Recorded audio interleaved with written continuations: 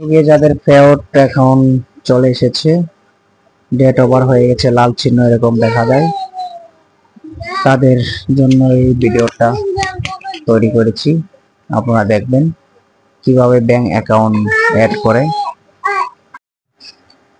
আপনাদের যাদের এরকম ইন্টারফেস চলে এসেছে ফেসবুক পেআউট অ্যাকাউন্ট, আপনারা এই পেআউট অ্যাকাউন্ট খোলার জন্য কিন্তু এই আইকনটি ক্লিক করবেন। এই আইকনটিতে ক্লিক করার পরে আপনারা লাল চিহ্ন দেখা যাচ্ছে,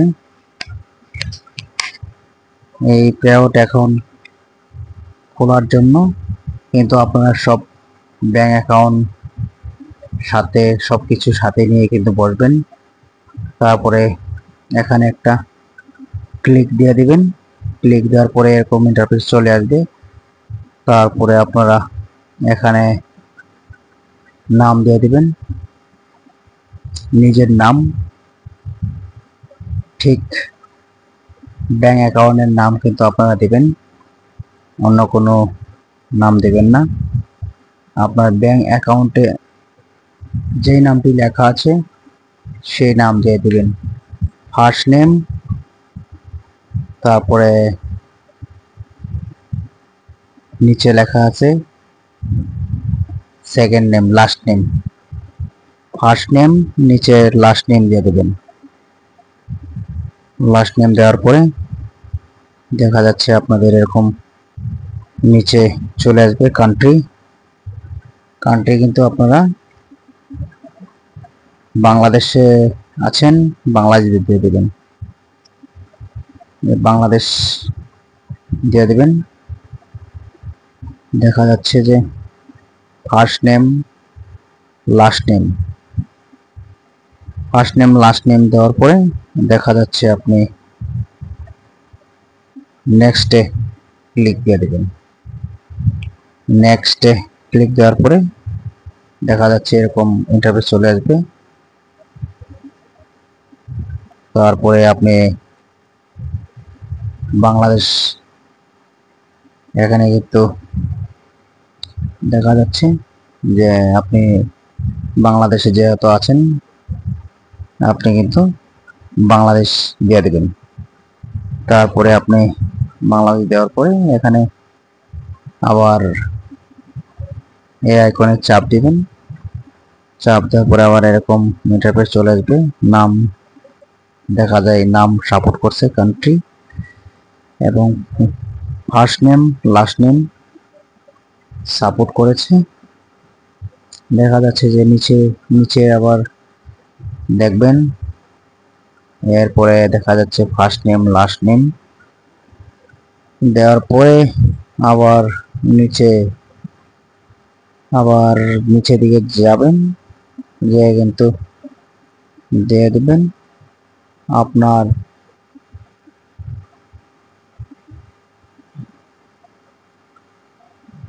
ডিটেলস দিয়ে দেবেন, আপনার গ্রাম, তারপরে পোস্ট অফিস, এগুলো সব দিয়ে দেবেন। এরপরে দিবেন আপনি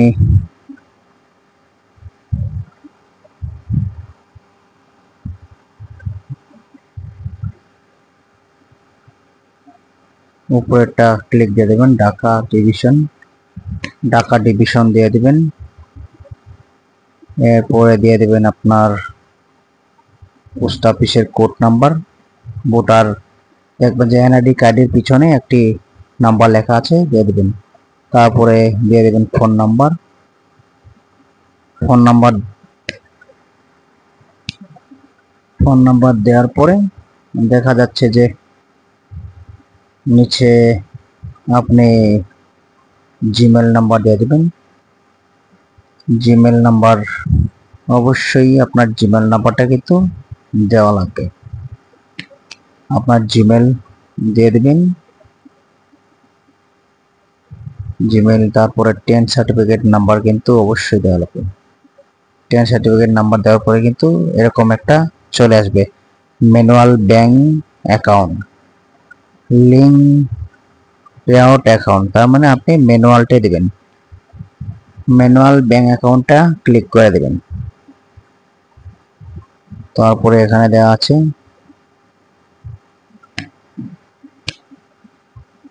অবশ্যই আপনি ইসলামী ব্যাংক হলে ইসলামী ব্যাংক দিয়ে দেবেন।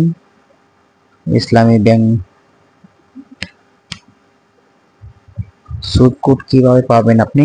ইসলামী ব্যাংকের সুদ কোড পেতে গেলে এভাবে গুগলে যেতে হবে।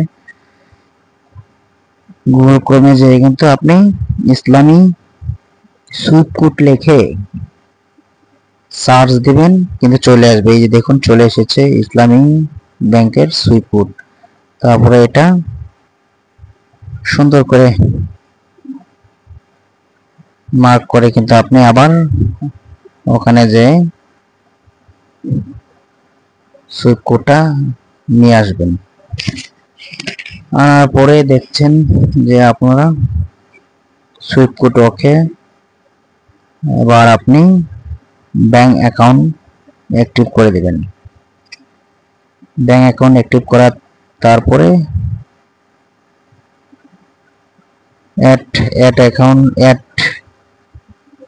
সাবমিটে চাপ দিবেন। সাবমিটে চাপ দেওয়ার পরে এরকম ইন্টারফেস চলে আসবে, আপনার নাম চলে আসবে, আবার নামে ক্লিক দিবেন।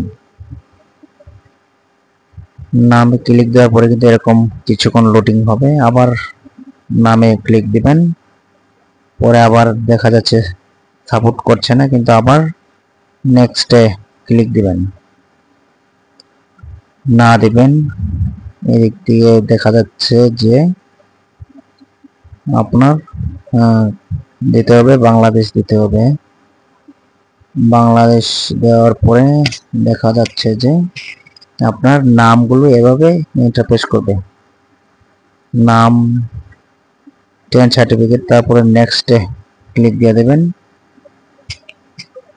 এরকম একটা ইন্টারফেস চলে আসলে আপনি উপরের জিরোতে চাপ দিবেন।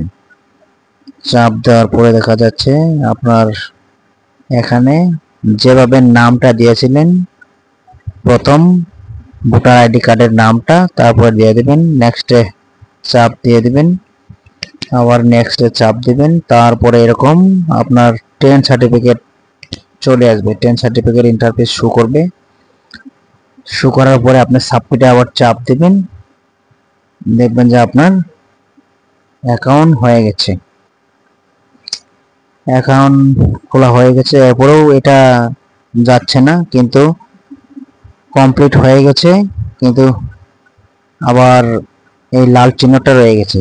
এই লাল চিহ্নটা থাকবে না, কিছুক্ষণ পরেই আপনি এটা আবার ক্লিক দিয়ে আবার কিন্তু দেখবেন এরকম অটোমেটিকলি চলে এসেছে, ম্যানুয়ালি ব্যাংক অ্যাকাউন্ট অ্যাক্টিভ হয়ে গেছে। এভাবে কিন্তু আপনি দেখতে পারবেন। ওকে, সকলকে ধন্যবাদ। আপনার ব্যাংক অ্যাকাউন্ট খোলা হয়ে গেছে অলরেডি।